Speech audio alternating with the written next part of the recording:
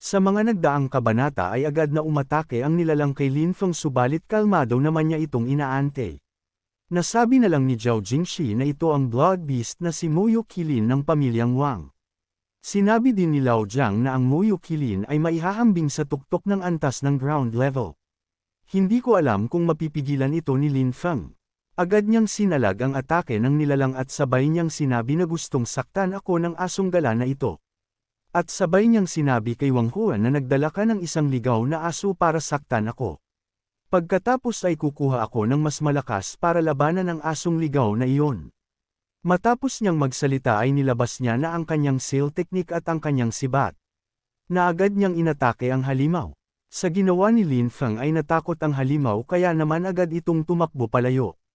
Subalit nagulat siya nang makita niya si Wang Huan na mabilis na sumulpot at naghanda na ito ng atake.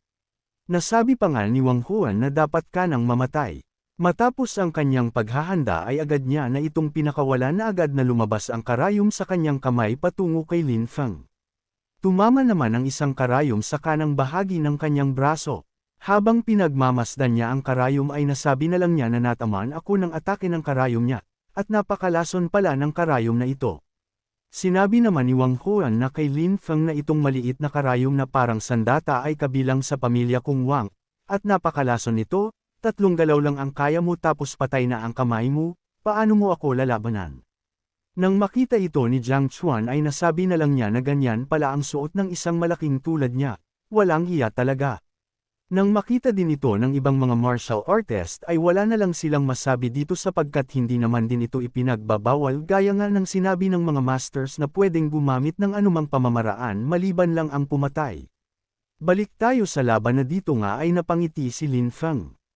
Nasabi pa nga niya habang mabilis siyang sumulpot sa likuran ni Wang Huan na sa tingin mo ba hindi ka kayang patayin ng isang kamay ko? Nang marinig ni Wang Huan ang boses ni Lin Feng sa kanyang likuran ay nanlaki na lang ang kanyang mata sa gulat. Nasabi pa nga niya na napakabilis nito, na hindi ko man lang siya masundan sa bilis nito. Sa kanyang pagharap ay sulong-salo niya ang atake ni Lin Feng. At napasukan na lang siya ng dugo dito. Tumilapon si Wang Huan sa ginawang atake ni Lin Feng. Agad naman na tinanggal ni Lin Feng ang lason sa kanyang braso gamit ang kanyang aura. At sa ginawa niya ay napasuka na lang siya ng dugo dito subalit natanggal na ang lason sa kanyang kamay. Nasabi pa nga niya na ito ay isang maliit na lason lamang, at hindi ito papatay sa akin. Sinabi naman ni Wang Huan na buwiset ka inaasar mo talaga ako, at papatunayan ko na kaya kang patayin ng sandata ko. Matapos siyang magsalita ay hinanda niya ang kanyang karayom na may lason sa kanyang kamay. At agad niya itong itinarak sa kanyang katawan at lumabas dito ang pulang aura. Ilang sandali pa ay mas lalong tumindi ang nilalabas niyang aura sa kanyang katawan. Nasabi pa nga niya kay Lin Feng na kung handa na ba itong mamatay. Sinabi naman ni Lin Feng sa kanya na mukhang hindi mo pa rin naiintindihan ang pagkakaiba ng lakas natin. Sa mga sinabi ni Lin Feng sa kanya ay hinanda ni Wang Huan ang kanyang gagawing atake na sabi pa nga niya na kung ganun ay patutunayan ko ito sa iyo. Agad niyang pinakawala ng kanyang atake at sabay niyang sinabi na ito ay isang ikawalong ranggo ng Flying Needle Martial Art. Sa ginawang atake ni Wang Huan ay agad naman rin na hinanda ni Lin Feng ang kanyang sibat na sabi pa nga niya na Wang Huan, masyado mong ipinipilit ang sarili mo, at napakadali para sa akin na malampasan ang mga atake mo. Agad na lumabas ang aura sa kanyang sibat at walang kahirap-hirap na pinabalik ito ni Lin Feng. Nang makita ito ni Wang Huan ay nasabi na lang niya na ito ay imposible bakit ang dali mong paikutin ang mga lumilipad na karayom. Natatawa namang sumagot si Lin Feng na ang atake mo ay hindi malakas.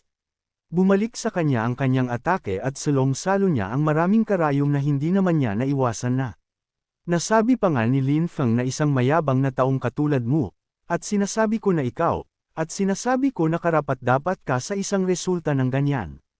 Nakiusap naman si Wang Huan na pakibigay agad itong panlunas sa akin. Agad naman na tumayo si Xu Xiaoxiao na sabi pa nga niya habang nagugulat na brother, paano magiging ganito, imposible naman. Sa kanyang pagtayo ay sinabi ni Lin Feng sa kanya na sana ang susunod na kalaban ay ikaw, at makakuha ka ng mga resulta tulad niya. Sa mga sinabi ni Lin Feng ay nakaramdam siya ng matinding takot at hindi na lang siya nakapagsalita. At napaiyak na lamang siya dito habang natatakot sa banta ni Lin Feng. Agad naman na kinuha ng mga disciple si Wang Huan, nakiusap naman si Wang Huan na bilasan niyo bigyan niyo ako ng panlunas. Habang pinagmamasdan ni Lin Feng si Wang Huan ay bahagya siyang nagtataka dito subalit hindi niya na lang ito pinansin. Maya-maya pa ay nagsalita na si Zhao Jingshi na sabi pa nga niya na sa laban na ito, nanalo si Lin Feng, magpapatuloy ang susunod na laban. Mabilis naman na pinamalas ng mga martial artist ang kani-kanilang mga atake. Makalipas ang ilang oras ay makikitang naiwan na lamang ang sira-sirang stage. Sinabi din na ni Zhao Jingshi kay Zhang Lao na mukhang tapos na. Agad naman itong sinang-ayunan ni Zhang Lao. Inihayag na ni Zhao Jingshi na ang laban ngayon ay dito na muna magtatapos. Dagdag pa niya na bukas, itutuloy natin ang laban sa ikatlong round, mayroong ilang mga pagbabago sa ikatlong round na laban, ang mga patakaran ay tiyak na may mga pagbabago. Sa mga sinabi ni Zhao Jingshi ay nagtinginan ang mga natitirang malakas at ang magpapatuloy sa laban. At ang mga pagbabago ay mag-aanunsyo bukas, kaya ngayon ay maaari muna kayong magpahinga. Agad naman na nagsilabasan na ang mga martial artists. Sinabi din ni Xiao Chen na umuwi na tayo, seryoso namang sinabi ni Jiang Chuan ngayong araw ay matutulog na ako. Makalipas ang ilang sandali sa bulwagan ng pamilyang Zhao ay nandito ang mga masters at nagkaroon ng pagpupulong sa naganap na laban kanina. Nasabi pa nga dito ni Jinbo na itong Xiao Chen ay mas malakas kaysa sa naisip ko. Sinabi naman ni Taizing na wag mong maliitin ang Tai Chuangsan ko. Si Xiao Chen ay talagang malakas, ngunit ang anak ko, si Tai Chuangsan at ang mga natitirang manlalaro, ang pagkakataong manalo ay magiging akin. Sinabi naman ni Zhao Jingshi na hindi ka dapat maging ambisyoso para manalo. Sa isip-isip pa nga niya ngunit ang katotohanan ay hindi tulad ng inaasahan, hindi kalaban ni Xiao Chen ang batang senior na yan, talunin kaysa siya. Sa sinabi ni Zhao Jingshi ay nagsalita ulit si Jinbo na hindi naman ito ambisyon, ito ay katotohanan lamang. Lahat kami ay nanood ng duel match ngayon, at alam namin na hindi pa nailalabas ni Xiao Chen ang buong lakas na ito. Dagdag pa niya na ngunit kahit na, kung gaano karaming mga tao ang maaaring lumaban sa kanya. Sinabi naman ni Zhao Jingshi na aking anak na si Zhao Zhou, ang iyong anak na si Tai Chuanzin, at ang pamilyang Jiang doon ay si Jiang Yulin, at ang Lin Feng na iyon, ang bagay na ito ay inaalala ko lamang sa kanila. Agad naman na sinabi ni Jinbo na pumapayag ako, sa tingin ko lahat sila ay sapat na malakas para labanan siya, at sinisigurado namin na hindi talaga mauuna si Xiao Chen. Ayon sa aking mga obserbasyon na 70% ni Xiao Chen ay reincarnation ng isang Diyos. Nang marinig ito ng mga masters ay nasabi na lang ni Jinbo na sapat na kawili-wili, at hindi ito masama. Na kahit si Lao Jiang nasabi pa nga niya na matagal na talaga akong kinukutuban sa kanya. Sinabi naman ni Taizing na si Xiao Chen ay ang reinkarnasyon ng isang Diyos, at hindi ito isang kaila-hilakbot na bagay para sa akin, ngunit kung ihahambing sa kanyang lakas, maaaring siya ay ang pinakamalakas na reincarnation god. Sa mga sinabi ni Taizing ay nagulantang ang tatlo, at nagkaroon ng bahagyang katahimikan sa kanilang pagpupulong. Maya-maya pa ay nagsalita na si Jinbo na kahit na siya ay muling nagkatawang tao na may malaking lakas, ngunit ang kasalukuyang cultivation base ay may hangganan. Gusto mo bang anyayahan ang taong iyon palabas ng bundok? Sinabi naman ni Zhao Jingshi sa kanya na sigurado ka bang gusto mo siyang tawagan. Kinumpirma naman ito ni Jinbo na sabi pa nga niya na oo, sa tingin ko siya lang ang makakalaban ni Xiao Chen. Bahagya namang nena si Taizing at agad niyang sinabi kay Jinbo na sino ka para sabihin ang bagay na iyan. Ipinaliwanag naman ni Zhao Jingshi na siya ang hayop sa hilagang kanlurang bundok, at tinawag din siyang Panginoon ng hayop. Nagulat naman si Taizing sa mga sinabi ni Zhao Jingshi na Beastmaster. Kinumpirma naman ito ni Zhao Jingshi na oo, kung ang Beastmaster ay maaaring kalaban ni Xiao Chen, kahit na muling magkatawang tao si Xiao Chen ng may matinding lakas, at sa ngayon, nalampasan na ng Beastmaster ang marami sa pinakamalakas na kalaban at ngayon ay naging Emperor na siya. Kahit na matapos makipaglaban sa marami sa pinakamalakas na kalaban, at ang natural na mundo ay walang nang ahas sa kanya, siya ang unang nakapasok sa Emperor. Ang pagiging malakas sa pag-iisip ay tiyak na hindi katulad ni Xiao Chen ngayon, at tiyak na magiging mas kawili-wili ang laban na ito. Sinabi naman ni Taizing na kahit na Beastmaster siya pero, agad naman na sinabi ni Jinbo na iwan mo sa akin ito, Ang Beastmaster at ako ay may pagkakaibigan, ang lalaki ay gahaman sa pera at pagnanasa, kaya para dito handa ka lamang gumastos ng maraming pera sa kanya. Agad naman na sumang-ayon ang dalawa sa sinabi ni Jinbo. Sa isip-isip naman ni Zhao Jingshi na kapag natalo na ng Beastmaster si Xiao Chen, saka ako kikilos para patayin ang Beastmaster, kaya magiging akin ang kinabukasan ng Northwest Beast Mountain. Sa kabilang banda naman sa Northwest Mountains, ay makikita dito ang iba't ibang nilalang na nandito. Bahagya namang napansin ng tigre na may papalapit sa kanya. Mabilis na nagtutungo ang malaking ahas na ito patungo sa tigre. Ilang sandali pa ay nagulat na lang siya nang nasa harapan niya na ang malaking ahas. At agad siyang pinuluputan nito at hindi niya na ito nagawang takasan. Kaya naman mabilis itong ginawang hapunan ng malaking ahas. Subalit nagulat na lamang siya nang may malaking kamay sa kanyang harapan na ikinabigla niya. Walang kahirap-hirap na nilamon siya ng nilalang na ito na kung tawagin ay Beastmaster. Sarap na sarap ang nilalang sa kanyang hapunan. Makikita sa hitsura nito ang hindi pangkaraniwang nilalang. Nang matapos siyang kumain ay agad na itong umalis at naiwan na lamang ang buto at dugo. Sa kabilang banda naman ay makikita nating nag-uusap-usap sina Xiao Chen at ang kanyang mga servant. Nasabi pa nga ni Jiang Chuan na boss, bukas ang laban sa ikatlong round, tayo'y matuwa. Sa sinabi ni Jiang Chuan ay wala man lang reaksyon si Xiao Chen dito na para bang wala siyang pakialam na kung mananalo siya o matatalo. Sinabi naman ni Lao Zhou na ang antas ng cultivation ng pinuno ay tumaas ng malaki, sa palagay ko ay mayroong problema. Nagsalita naman si Luan Ping na sabi pa nga niya na sa tingin ko ang pinakamahirap na kalaban ay hindi mula sa kanila, ngunit. Agad naman na sinabi ni Lao Zhou na sumasang-ayon ako sa iyo at sa palagay ko ay may dapat mong pigilan. Hindi naman makuha ni Jiang Chuan ang sinasabi ng dalawa kaya naman sinabi niya dito na anong pinag-uusapan yung dalawa. Sinabihan naman siya ni Xiao Chen na dahil napakababa ng IQ mo kaya hindi mo naiintindihan ang problemang sinasabi nila.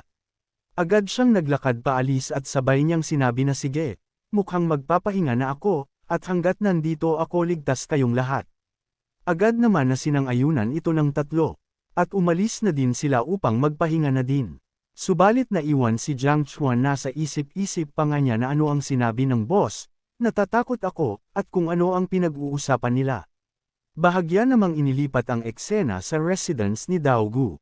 Dito nga ay nandito ang kanyang guro at sinabi niya dito na nakita ko na si Xiao Chen ngunit ako ay nabigo, si Xiao Chen ay sobrang malakas. Dahil nakarating ka na sa part na ito ay inaanyayahan kita na pindutin ang like at mag-subscribe at i-on ang notification bell. At kung gusto mo naman na suportahan ng matindi ang bidang hangal na ito ay maaari mo ding pindutin ang super thanks sa ibaba para mas lalong ganahan ang hangal na ito. Maraming salamat mga bida. Nang nakipag-away ako sa kanya, ang aking cultivation ay hindi sapat sa kanya, at hanggang ngayon depressed pa rin ako ng dahil sa kanya. Sinabi naman ng kanyang guro na ano sa tingin mo ang lakas ni Xiao Chen. At ilang porsyento ng lakas niya nung inaway ka niya. Agad naman na sumagot si Dao Gu na sabi pa nga niya na siya ay napakalakas at hindi ko makumpirma ito ng eksakto dahil ang kanyang lakas ay kakilakilabot. 60% ng kanyang cultivation base ang kayang sugpuin ako. Ang 80% ng kanyang cultivation base ay maaaring tumama sa akin, kung siya ay magdagdag ng 10% ng kanyang cultivation base kung gayon. Talagang wala akong pagkakataong mabuhay. Sinabi naman ng kanyang guro na kung ganyan, bakit hindi mo gamitin ang buong lakas mo? Sinabi naman ni Dao Gu na ngunit ang panlilinlang ay isang galaw lamang, at kung ito ay tumama dito, ito ay magkakaroon ng malaking epekto.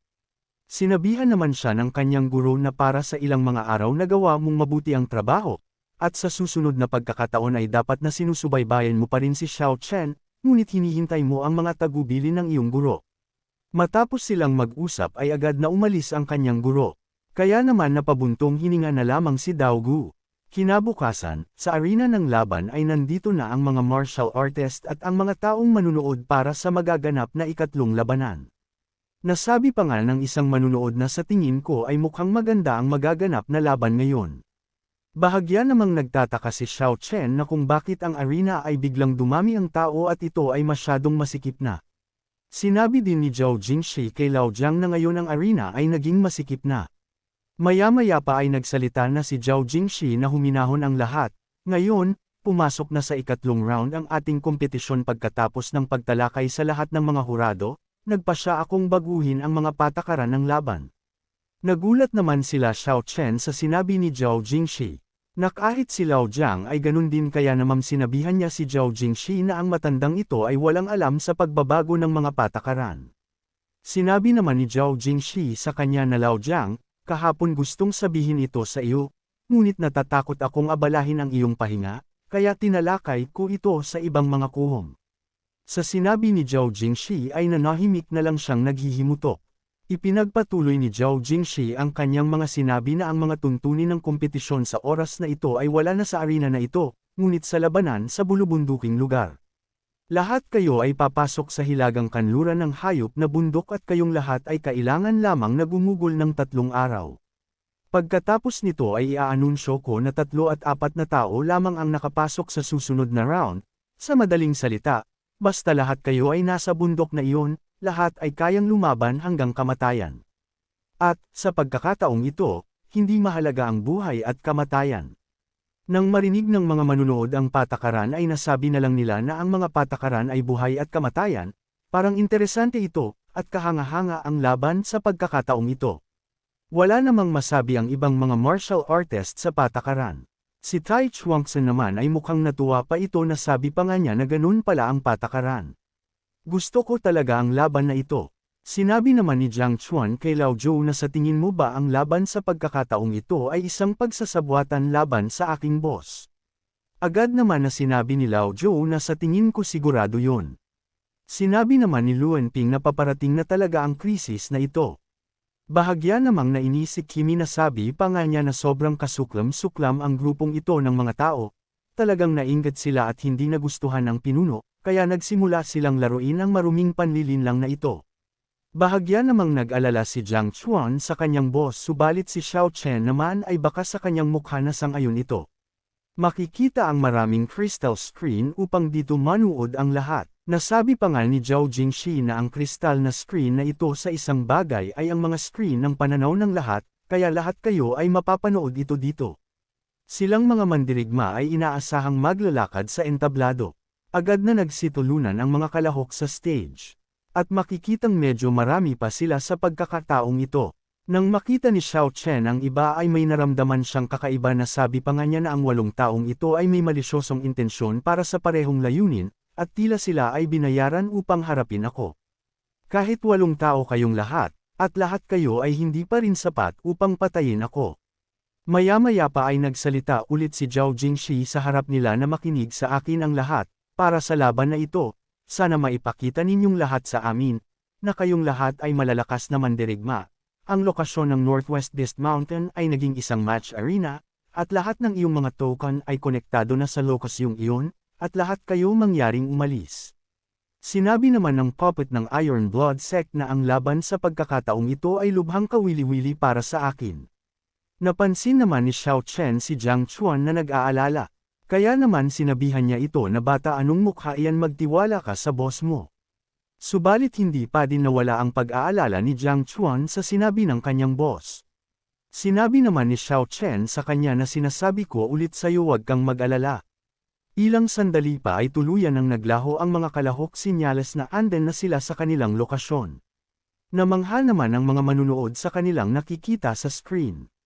Dahil mabilis silang nakarating sa kanilang paglalabanan. Nang makarating nga si Xiao Chen dito ay agad siyang nagmasid sa paligid. Nasa isip-isip pa nga niya na parang hindi ako diretso sa Beast Mountain sa hilagang kanluran, pero nasa harap ko mismo ang pag-iral ng Beast Mountain, at umaamoy na sa akin ang bango ng dugo nito. Sa isip-isip din ni Black na ang bundok na ito ay maraming dugo, at mayroon ding isang malakas na tao sa tuktok ng iyon. Habang nakatalikod si Xiao Chen ay may isang hayop na nagraragasang patungo sa kanya. Nang akmang aatakehin na siya nito ay naramdaman naman agad siya ni Xiao Chen. Kaya naman agad na naghanda si Xiao Chen ng kanyang atake at mukhang gagamitin lang niya ang kanyang daliri. Tumilapon ang hayop sa isang pitik lang ni Xiao Chen. Sa lakas ng impact ay napasigaw na lamang siya dito. Nagkaroon ng bukol sa ulo ang hayop habang natatakot kay Xiao Chen.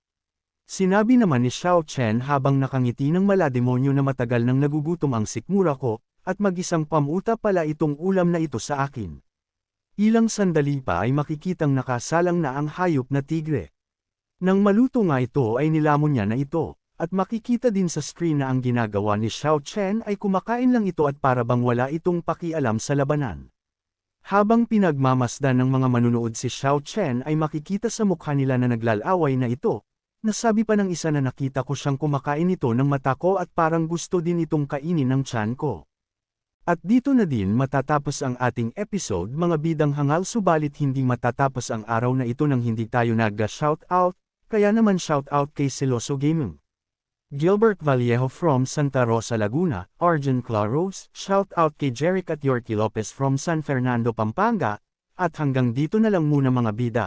At sa mga hindi pa na shoutout ay huwag kayong mag-alala dahil nakalista naman ang iyong mga pangalan at nakikita ko ang mga comments nyo. Maraming salamat sa panunood at magkita-kita ulit tayo sa mga susunod na kabanata, kaya naman mangyaring pa-like na lang po.